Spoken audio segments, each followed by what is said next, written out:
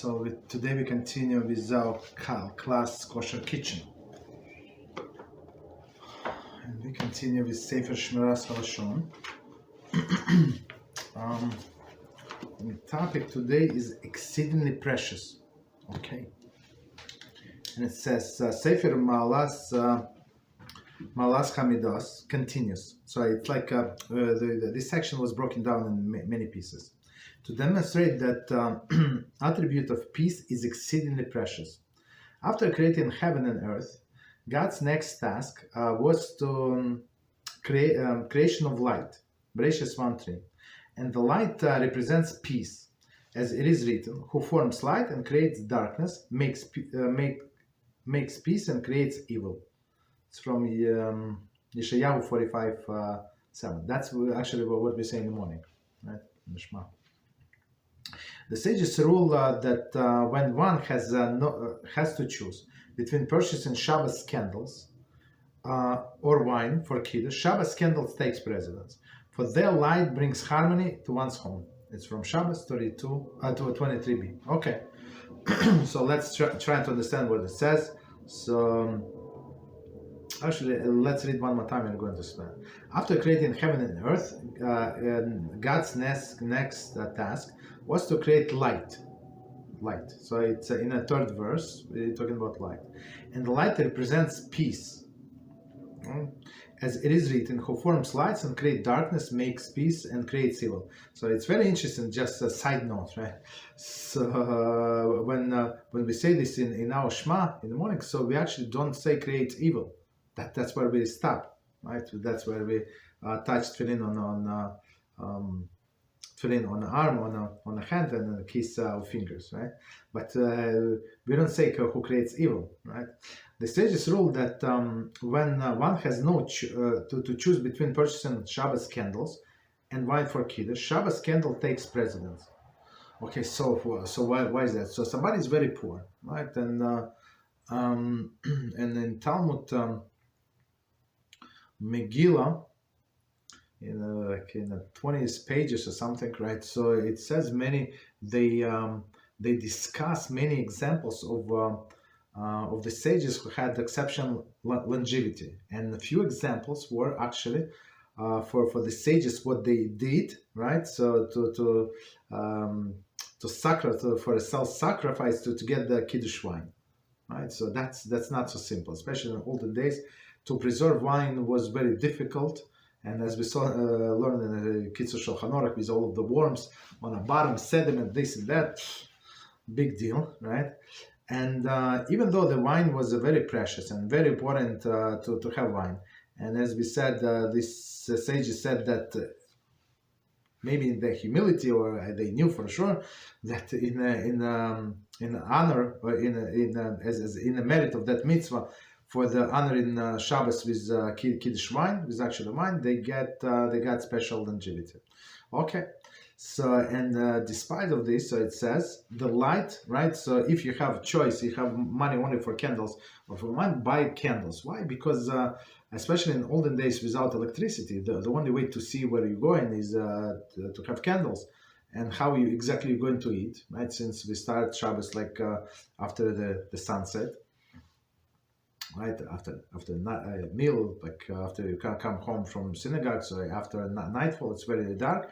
So if you don't have like a light, so how exactly you would be able to eat, right? So that's why the light is very important. Why? Because light creates peace and harmony in the house, right? That's one of the reasons that we light Shabbos candles.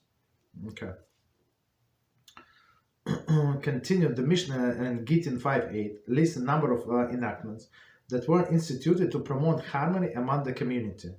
This, so as it says, these things were declared by the sages because they are among the ways of foster harmony.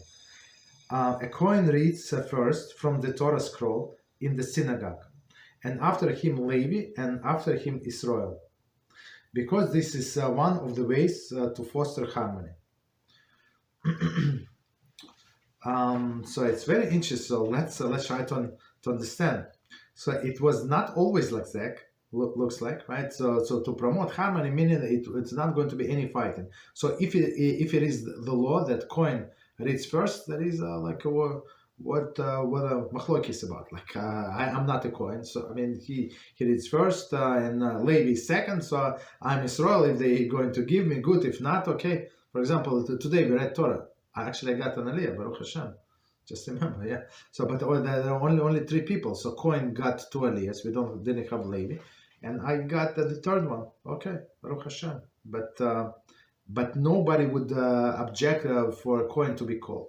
So sometimes this righteous Cohen in my shul, sometimes nobody asks, nobody. He's very big tzaddik. So he just walk out of the shul, like maybe going to the bathroom or something like. And so when they bring out the Torah out of, so it's before they bring out the Torah, you're not allowed to walk out the shul when the Torah is out. Disrespect. If you want to commit suicide, that's cheap advice. Walk out when in the middle of the reading of the Torah. That's a cheap way to commit suicide, right?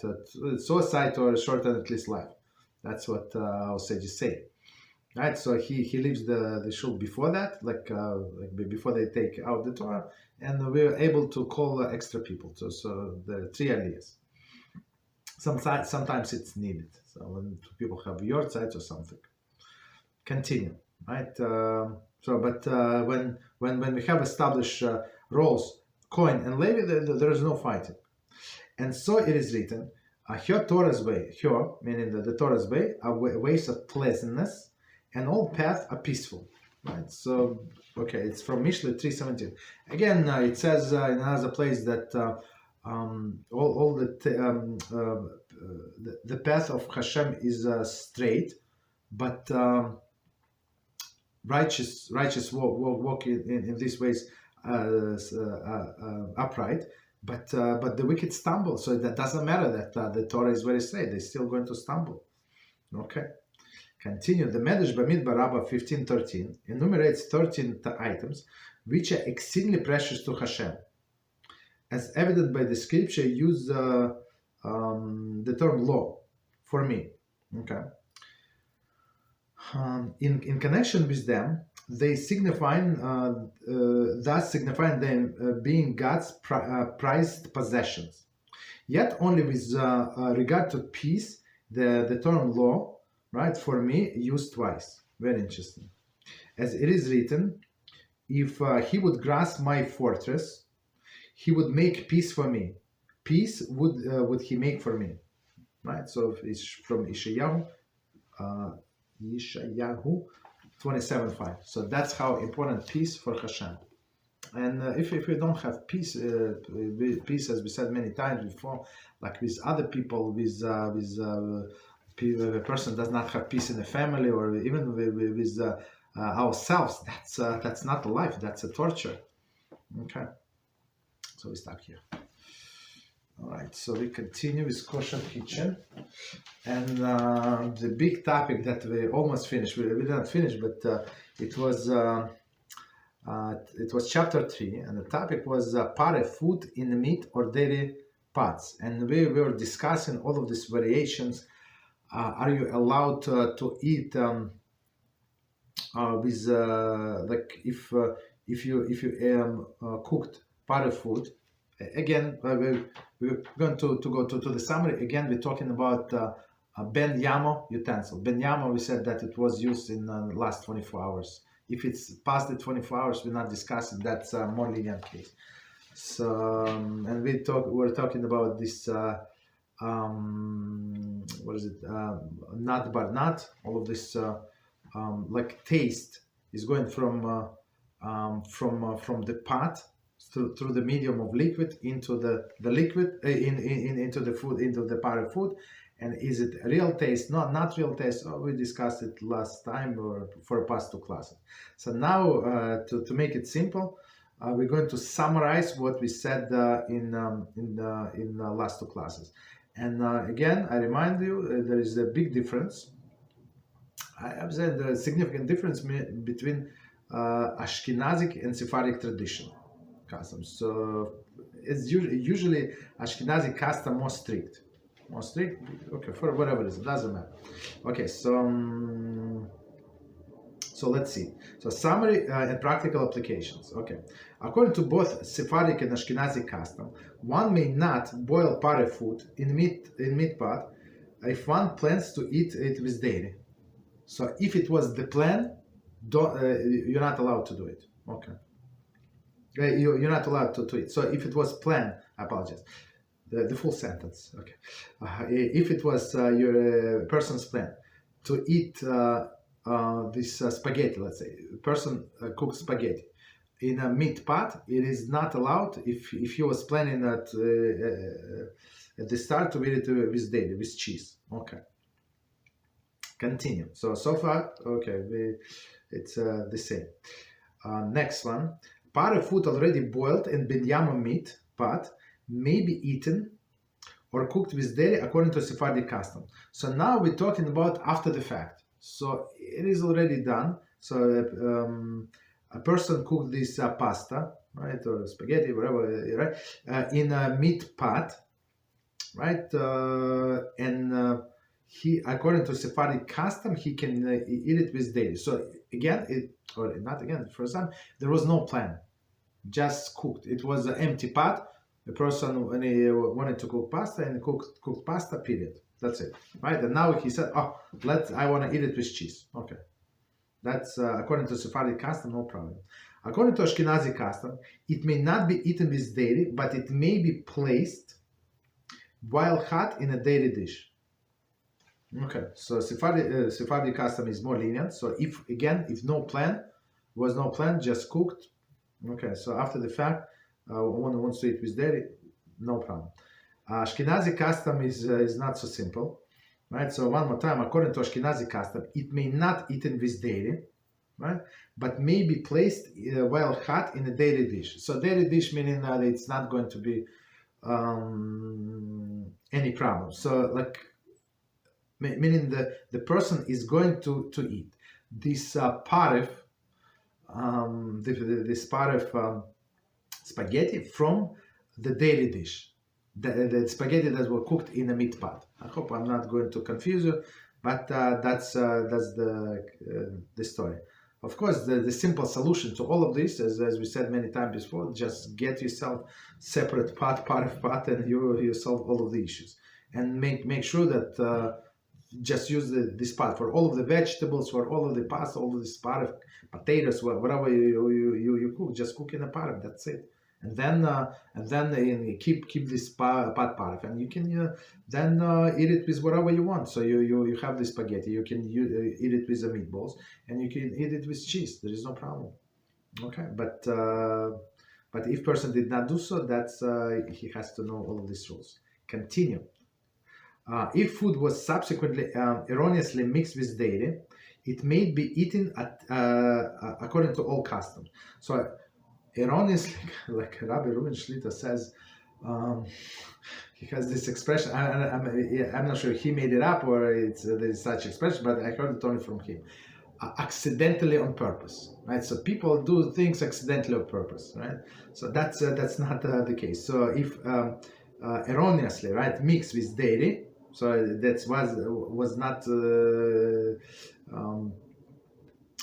it was not the plan, right? And it's not even after the fact, but it was done by mistake. So you can eat it. So because why? Because we said that there are lenient opinions and say there is no problem to begin with, and that's what Sephardim are counting on. Okay, no problem. So, but after the fact, it was mixed, no problem. You can eat it according to all customs. Continue. Food that was fried in a meat pan. So this leniency, just before we continue, I want to remind, this leniency was because it was this transfer of taste was through the medium of liquid, right? So it was from original food, let's say from original meat. into the pot walls, right? And then from pot walls into the water, right? Usually people cook in the water, and through the water into the what is it? Spaghetti. So now we're saying like on a frying pan. So frying pan, there is no liquid, so it's directly from the walls of this frying pan into the spaghetti. Okay. So one more time. So after we did introduction, one more time. Food that was fried in a meat pan without liquid, right, and subsequently mixed with dairy is problematic. Rav should be consulted. I'm thinking what this Rav would ask you. I'm not sure. It's I would say it's very, very problematic. I don't know. Maybe he's. I'm just guessing. He's going to ask. If it was used with oil, maybe a lot of oil. So how much oil it was used? That's my guess what he would ask. Okay, but if it was used without oil, like somebody use like spray or spray oil, that's a big problem. Okay, it's fried. It does not consider to be oil at all. Okay. Continue. Next piece. One should not boil water in a meat pot if it is be used with coffee with milk. Okay, so I mean, like people with limited utensils, right? They don't have a special pot or some tea kettle for tea, right? For water. So they boiled this water in a meat pot. So I said maybe bungle or something, like when you have on a limited amount, right? So usually in the house people have where to boil the water to be part of. But if they boil in a meat pot, so you cannot use it in a cup with the milk, for sure not. Continue. If the water was boiled in a meat pot, one may not use the coffee with milk according to Ashkenazi custom. If one already put milk into coffee, he may drink it. So let's read one more time from the beginning, and we're going to explain. So that's a big leniency, of course. One should not boil water in a meat pot if it is to be used with the coffee and milk. So that's like exactly the same as we said before. So don't plan on doing so lechatchila, like to begin with. If the water was boiled in a meat pot, one may not use it for coffee with milk. Period. Right. So that's if it was your intention, according to Ashkenazi custom. Okay. As we said, if one already put milk into the coffee, he may drink it. So not in order not to waste food, and since there is, as we said, there is some opinion that rule leniently, so we can count on that leniency. Before we continue, any questions? Okay, so I want to ask you a favor. So if somebody have a question, please interrupt me, because these points they will be switching topics. So if you have a question, please interrupt me in the middle, so we can explain. Okay. Next one. Similarly, one should not melt margarine in a dairy pot for use with challah dough, since the challahs are usually served during the meat meal. If the margarine was melted in a dairy pot, an Ashkenazi should not serve this challah with meat. Okay. So let's read one more time, and we're going to explain. So now we're talking about we switch dairy. So dairy or meat, it's irrelevant. It's basically that he's just going with practical examples, right? So one more time. Similarly, one should not melt margarine in dairy pot to use it for a challah dough, which since challah usually served during the meat meal. Okay. So today, what people use, they use this margarine, or this it's not butter, but it's made from oil, right? So that's from vegetable oils. So I mean, I find it very tasty, even better than butter, and I think it's less cholesterol and stuff like that. And it's part of 100%. So that's what we use for challahs, right? But margarine is also a part of. Margarine was melted in a dairy pot, and Ashkenazi should not serve with challah with meat, right? Because usually you eat challah with like challah or bread, doesn't matter, for a meal. And usually during the meal you have meat. Okay, that's usually. And we have a tradition. I think we're going to say later on, but we have a tradition not to make dairy bread, never ever, unless there is some exception. If it's like a unique form, it's like very small that you can finish like maybe rolls, like very distinctive. So somebody nobody would ever make a mistake. So that's a different story. But otherwise, tradition is not to make dairy challahs. So even though if you go on internet and you search for recipe of the bread, so many breads and cakes they use milk for sure. So we have to find some other ways. Use kosher recipes. I mean, with milk is also kosher, but part of recipes. Continue. Foods prepared in dairy pot may be served during the course of the meat meal, provided they are not actually eaten with meat. So let's try to understand. Foods prepared in a dairy pot. May be served during the course of the meat meal, provided they are not actually eaten with meat.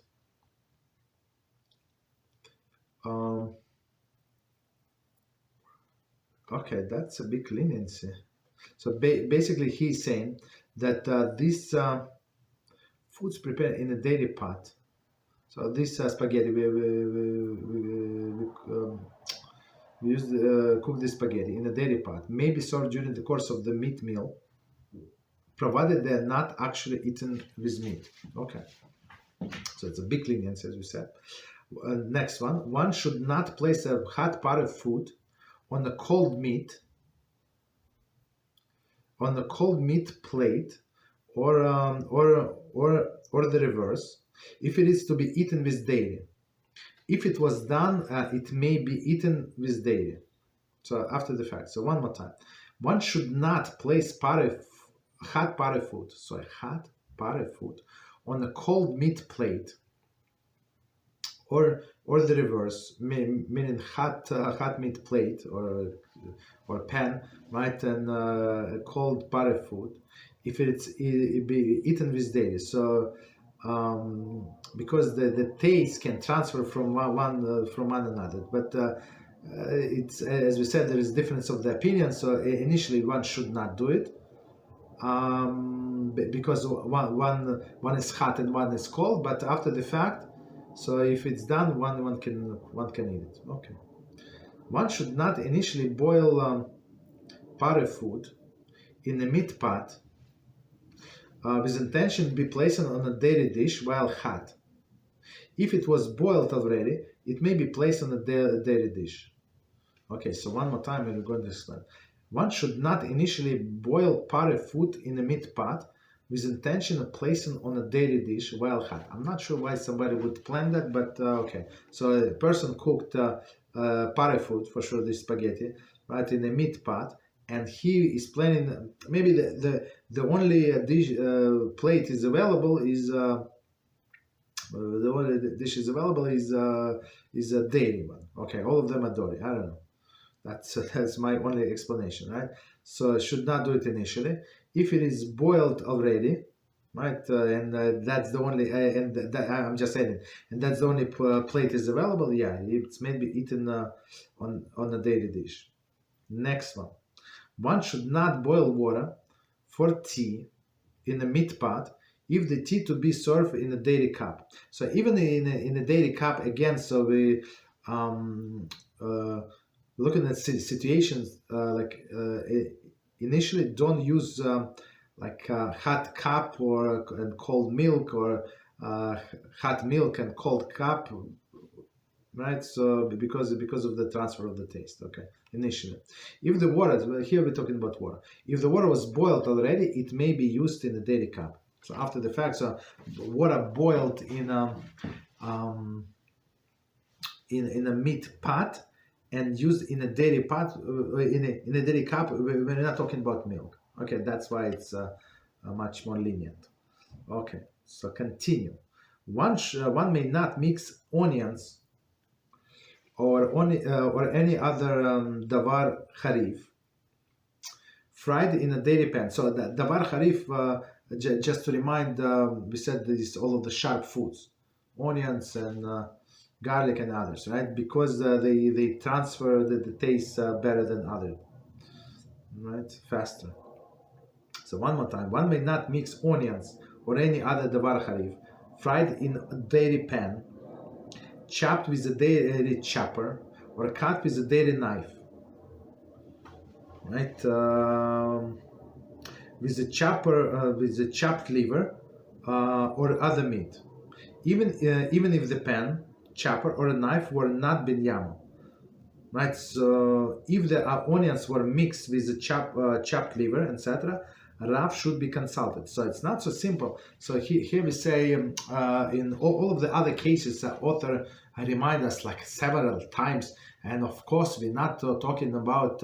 Of course we're talking about ben yama utensils. Ben yama meaning that were used in the past 24 hours. About non ben yama we're not talking about. But then we said there is an exception. With all of the sharp foods, it's not even they're going to transfer taste even through non ben yama, meaning maybe you use this knife a week ago or something, right? Or chopper, this chopper, right? All of the other utensils that you use with dairy, right? And plus to kosher knife, it's a separate procedure where we're going to learn this than kosher a fork or a spoon. Okay, precisely because of that. So if somebody, he chopped onion with this dairy knife or some chopper, the dairy chopper, so they have to, and he already mixed it, right? So it's after the fact. So before they said don't do it, but after the fact he combined it with the liver. So ask Rav should be consulted. Okay, it's a difficult situation. Okay, so I'm not sure like how much it cost, and like you have to find Rav and explain the whole situation. Okay, continue. Next one. Part of food cooked in non-binyana meat pot may be eaten with dairy.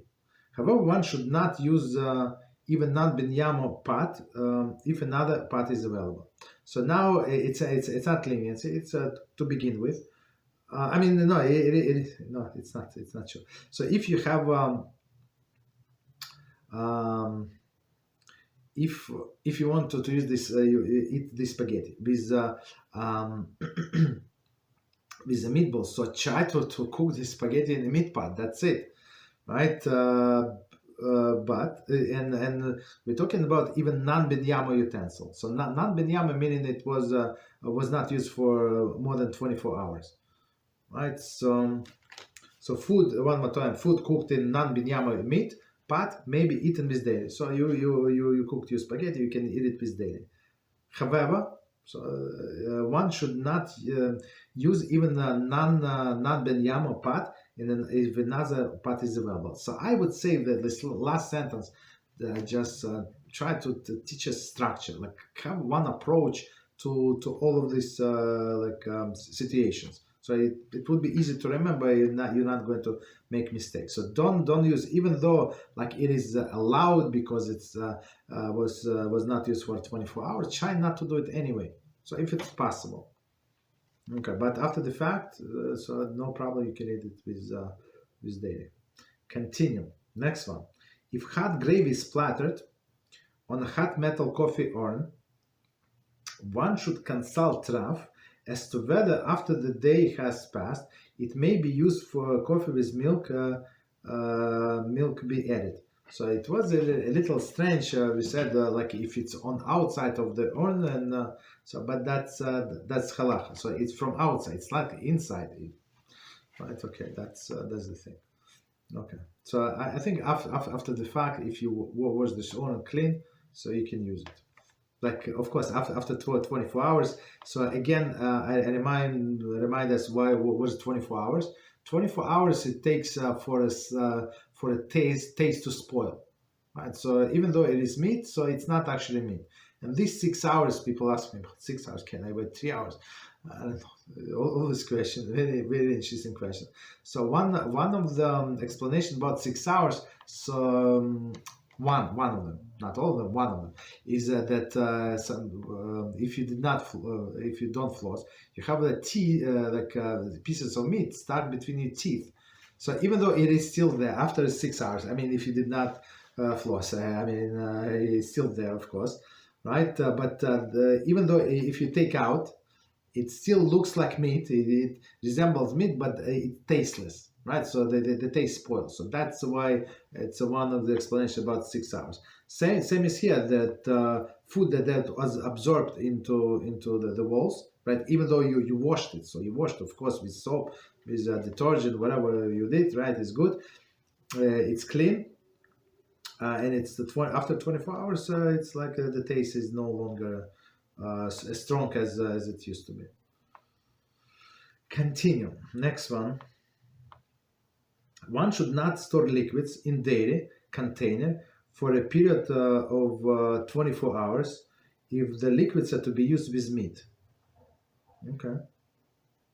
So I would say maybe that's my example. Maybe somebody try to soak beans, right? Before cooking, people soak beans, right? So don't do it and then he explained to use these beans for cholent. So don't do it in a meat in a dairy utensil container for 24 hours. Okay, so 24 hours in the water is actually it's absorbed. The food is or water absorb the taste of the milk of the dairy. That's why it's don't do it.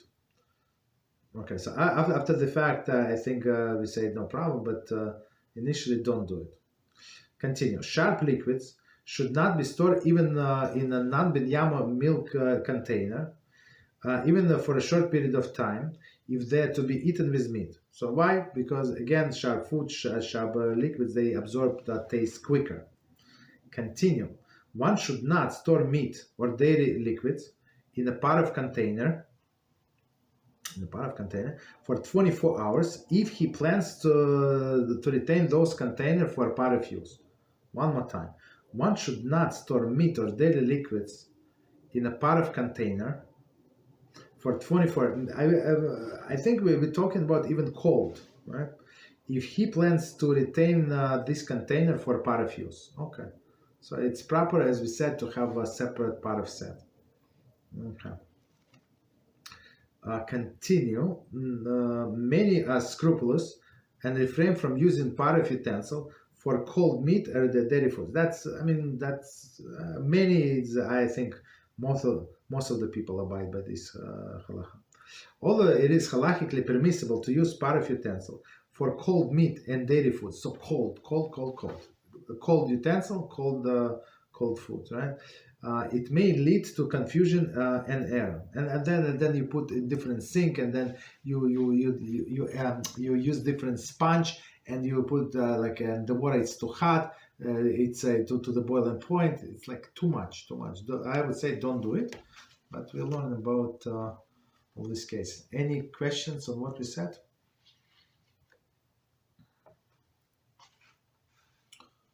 Okay, so we start in it's like book 2, chapter 4, the prohibition of basar v'chalav.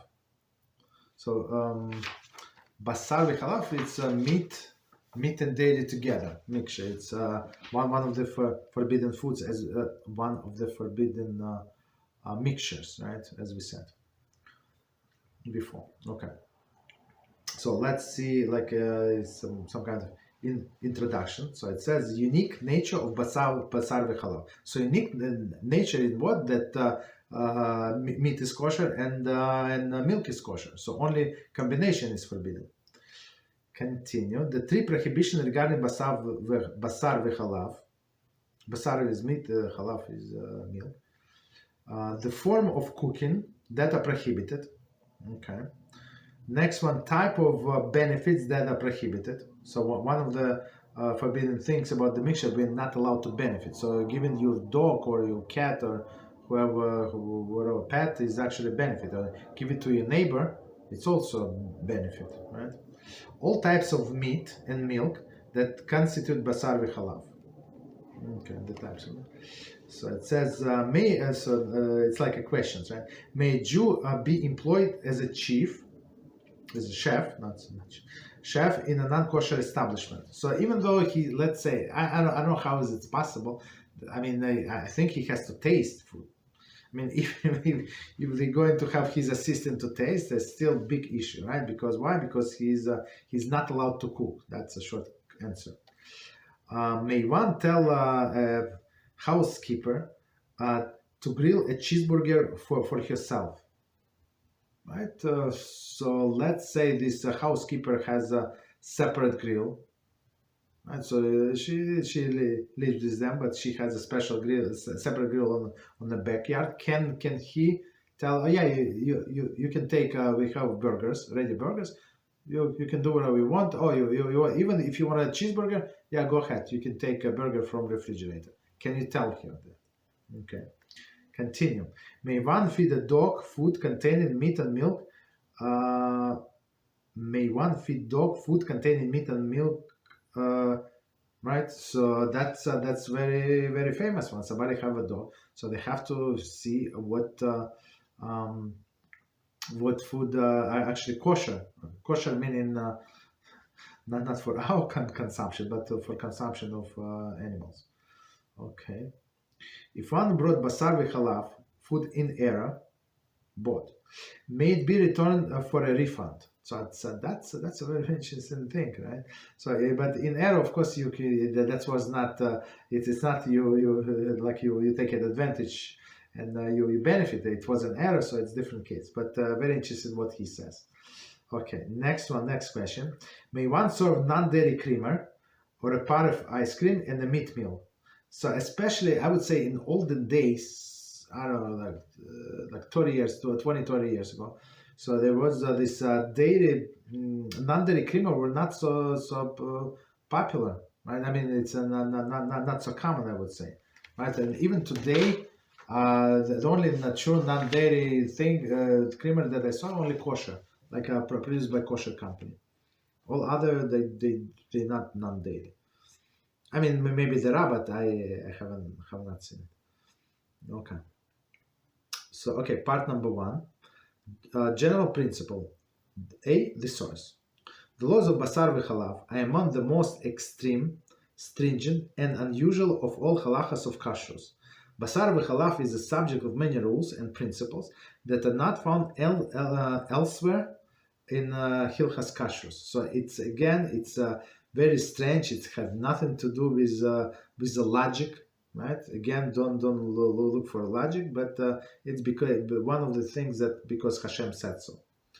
Oddly, the prohibition of eating basar v'chalav is not even mentioned explicitly in the Torah, right?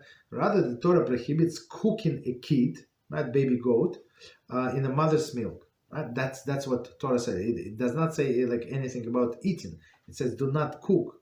Okay, and repeats this prohibition 3 times in exactly the same form.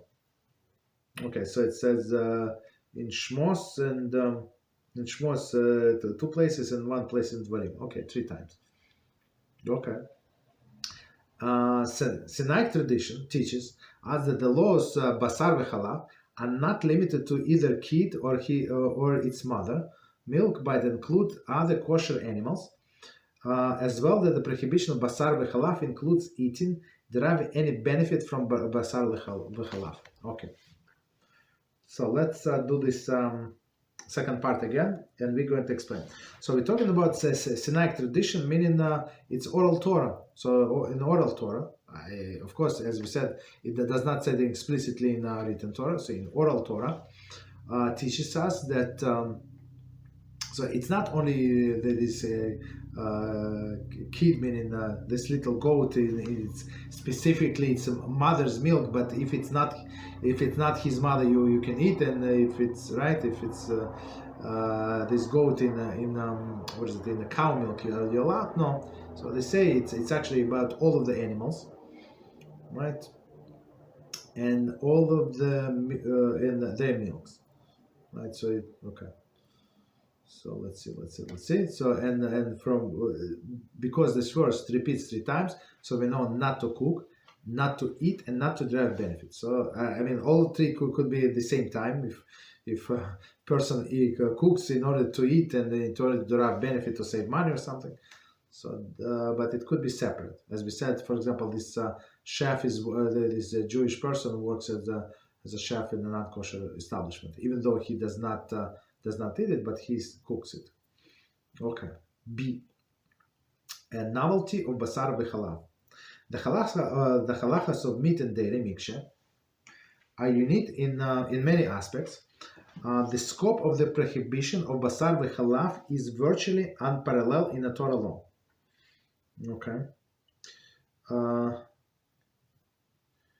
Okay. So let's see. One may not eat basar v'chalav, derive any benefit from it. So eat not, derive any benefit like sell or something like I would say like even for a Jew to have non-kosher supermarket, it's a problem, right? To own or like if it's one of the partners, it's a maybe, right? It's a different story. But if the supermarket belongs to the Jew, that's a big issue. Okay. Okay, 1 second. Right. So, but also just I apologize. This prohibition.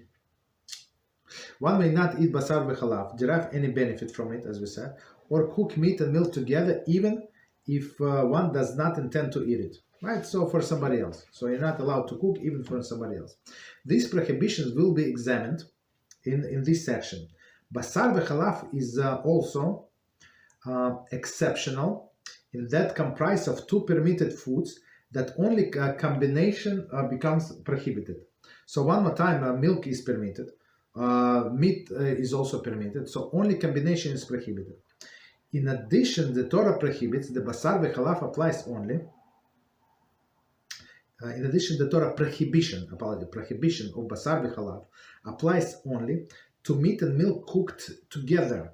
Okay, if they were cooked or if they soaked together for a long period of time, there is no Torah prohibition of basar v'chalav, even though they absorb taste of each other. So, and that's what we learn in this review, right? We said if you if you leave this water long enough, right, in this container, so the water is going to absorb the taste. Needless to say, these meat products, right, or dairy products, for sure. Although many attempts have been made to expound upon the meaning and the reasons of the unique prohibition, basar v'chalav, right, the explanation as strained. Okay. It is preferable to accept basar v'chalav is a chok. So chok is like that's what HaShem said. Right? The Torah decree, whose deeper meaning and the purpose are beyond our grasp. So in many times when people try to rationalize Torah, they going to, like, when you start to rationalize, you're going to rationalize that this does not apply any longer for whatever reason. Okay, so let's see one commentary. So it says, Ibn Ezra offer explanation, but more readily assume that basar v'chalav is a chok. A similar approach is taken by Rabbeinu Bachya, who cites statement of Chazal that in the world to come, HaShem will reveal the hidden reasons of basar v'chalav. Okay, Rabbeinu Bachya offer a Kabbalistic explanation as to why the reason basar v'chalav will be understood only then. Okay, so whatever reason. So for now, like what could be better than the decree of the king? So it's very easy. So I'm just adding what it's actually Rambam explained. It's very easy, like to observe the mitzvah when you understand the logic, and even us we with our intellect, like capacity, we agree with the logic, whatever is it, right? To respect your parents. Okay, so it makes sense to respect your parents, right? And agree with our logic, and that's what we do. But the bigger reward is for a mitzvah that you do not understand the logic, and maybe it's even sound very logical to you, but you still do it because HaShem said so. Right? And it should be our approach for all mitzvahs. Why do it? Because HaShem said so. Okay. So he said, do it, and it's going to be good for you. He said, if you absorb all the mitzvahs, it's going to be good for you, for all your descendants in all of the generations, and I'm going to send you all the blessings. So why do I care how it works? Like when I start my car, do I know how all of this mechanism, all of the electronics, how they work? I have no idea, but I know that I'm going to drive. I have to press the pedal, this and that, and I know that it's going to do its job. So same is here. If Hashem said that all of the mitzvahs are going to bring me to, not me, but all of us, to Olam Haba, Beezrat Hashem, so okay, so I'm going to do it. Same as the car. I don't have to think about the deep reasons. And other things we're obligated to think and contemplate, as we learned in yesterday class. Yes, right? Shmona Prakim. That's you must. You use your brain. You must. You use a capacity of thinking, but not here. Okay, here we just have to follow. The uniqueness of basar v'chalav is twofold. Okay, so 1 second. Let me quickly check how much time we have. Okay, twofold. Okay, number one, two permitted foods prohibited when combined. All the meat and dairy products are both permitted foods. The Torah specifically forbids the combination of meat and dairy. Okay. So, and just to remind you, when we said when it's cooked together, and now this leniency that we use in this in the summary was when one is cold, right? When dairy plate is cold and meat is hot, so don't do it initially. But after the fact, if you did it, there is no problem. Okay. So basically one is not going to cook the other. Okay, so continue. However, merely combining meat and dairy without cooking them does not constitute basar v'chalav according to the Torah law. So basically, if you have a burger and you put cold burger, and you put on top cold cheese, there is no prohibition whatsoever. Okay, just so we know, according to Torah law. Only meat and dairy that are cooked together become basar v'chalav. So cooked together, what does it mean? Cooked together, according to the Torah law. So meaning even if not necessarily they're in the same pot, right? To be considered cooked together, even though in separate pots, but they are not separate. Even on one plate, let's say, right? But both of them are hot. So hot meaning that they can cook each other. Continue. Meat soaked in the mix. Meat soaked in the Meat soaked in or mixed with dairy does not become basar v'chalav according to Torah law. Of course, according to rabbinic, of course, we don't do it, right? Even though they absorb taste of each other. So, right, they are prohibited according to rabbinic law only. Okay, so they just so we understand. So even though they say according to rabbinic law only, it's absolutely forbidden. So even the situation, this person soaked a piece of meat in a dairy. Okay, but the plan, the way I understand, the plan is to cook, right? This piece of meat or fry, whatever, roasted, whatever. So it's going to be basar v'chalav according to Torah after the fact. Okay. Continue. Number 2, forming a new entity. The prohibition of basar v'chalav is not merely that the meat and that absorb daily, and daily that absorb meat, and have thus become prohibited. Rather, cooking meat and milk together creates a new halachic entity called basar v'chalav. Basar v'chalav. Okay. So meaning it's a new entity. It's not like meat cooked with in milk, but it's basar v'chalav, totally different entity, halachically speaking. When a cup of milk falls into a pot of meat, the problem is not merely that that cup of is a cup of milk. Rather, the entire pot of meat becomes basar v'chalav. So it's not like the problem is not that milk that was mixed with meat is like the entire pot of this meat becomes like this prohibited entity, right? Everything, even it was not mixed. Hence, even one who eats kizayis of the meat alone, right? So without milk, is punishable by malchus, lashes, even though the meat may only contain small amounts of milk. Okay, very interesting, right? So for some negative, not all of them, but for some negative, when a person when person desecrates some negative commandments, so the punishment is lashes. Okay. Similarly, if a piece of the prohibited basar v'chalav meat falls into the pot of potatoes, all of the potatoes are forbidden, right? Even though the taste of milk and in potato is negligible. Thus, the bitul ratio of 60 units of potato versus one unit of milk is insufficient. We require bitul ratio of 60 units of potato versus 1 unit. We're going to explain of combined meat and milk. Let's go back and understand this example with potatoes.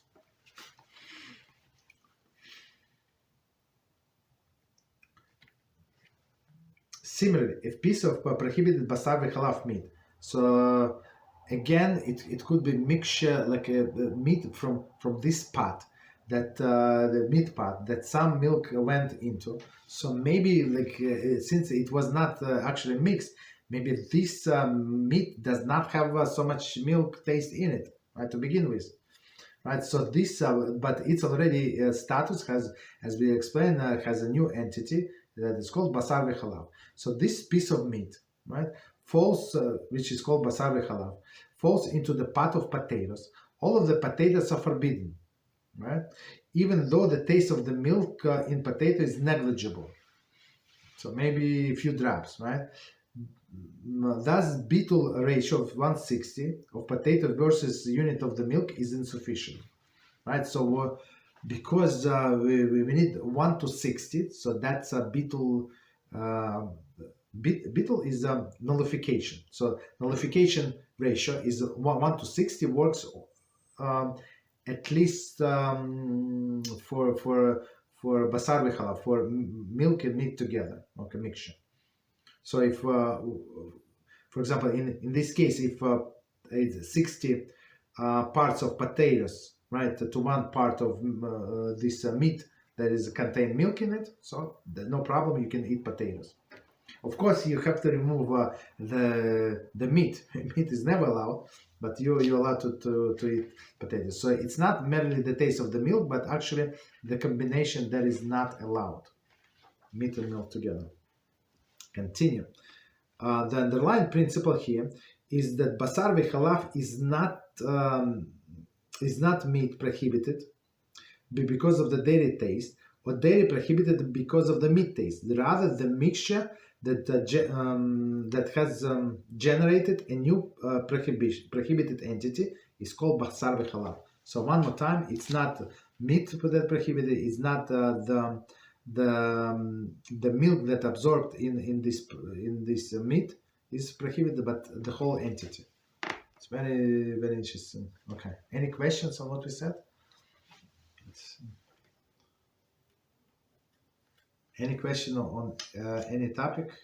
We're going to get to the topics from chat. So, anyone? Any topic? Or today, I forgot. Today starts. Today starts Pesach Sheni, second Pesach.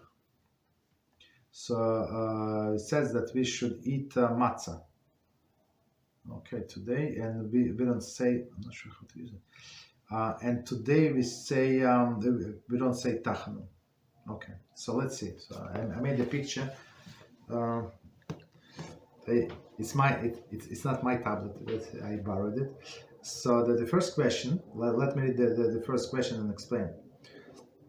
A family tried several times to give me a cross necklace. I refused it. Okay, that's proper way. Later, after the family had passed, I found she had stuffed it in a zipped bag of a purse I rarely use. So basically that, okay, so person got this cross. Another family member said that it was supposed to go to her. I don't want the idol, but the problem I face is I don't want to give idol to another family members. Okay, so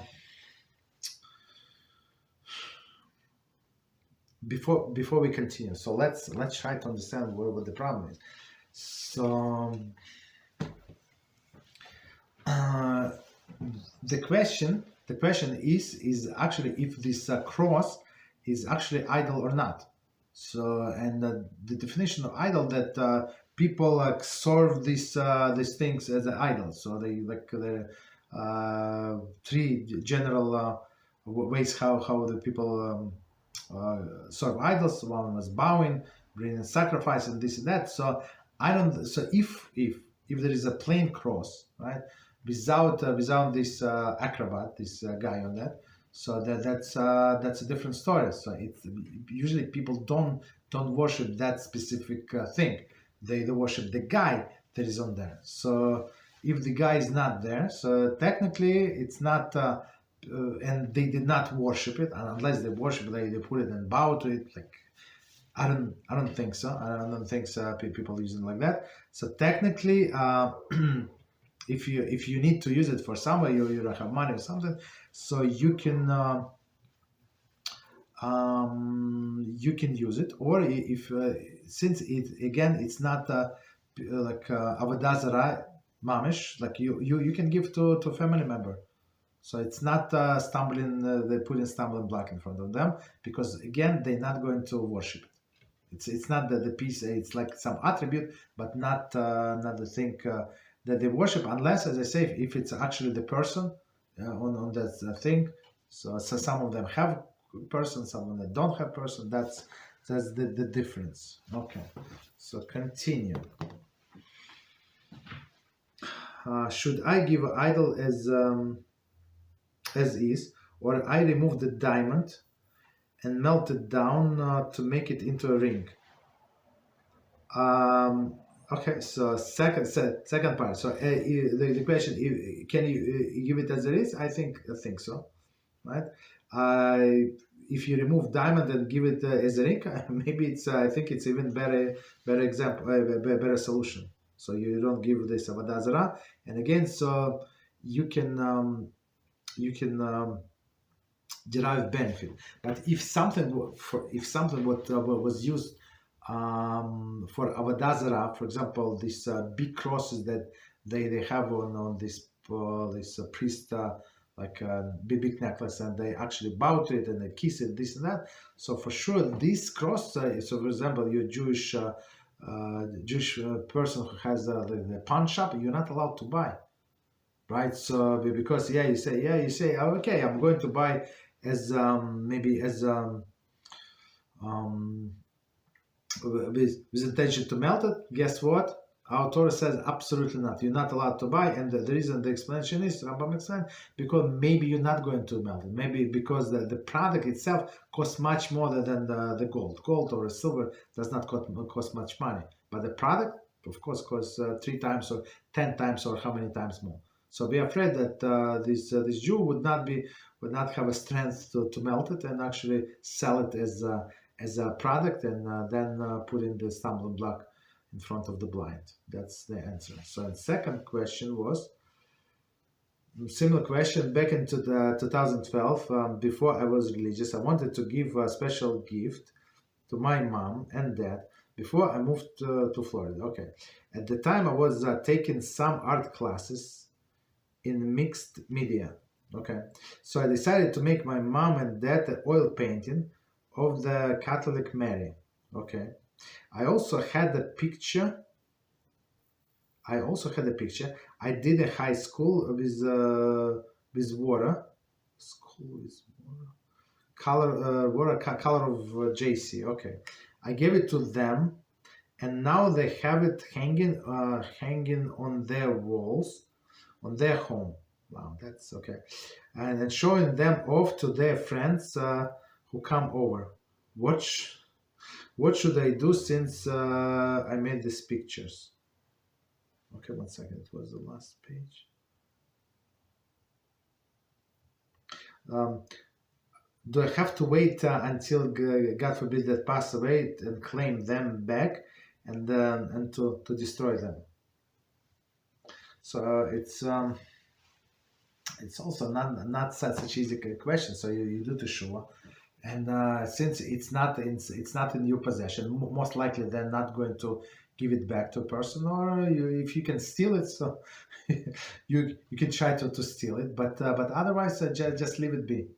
So I mean, it's not like a person put a stumbling block in front of this her parents, or his parents, right? Why? Because they would buy, they would see this picture, even the better picture in the store, and they would buy it from the store, right? So what can we do? So just leave it be, don't worry about it.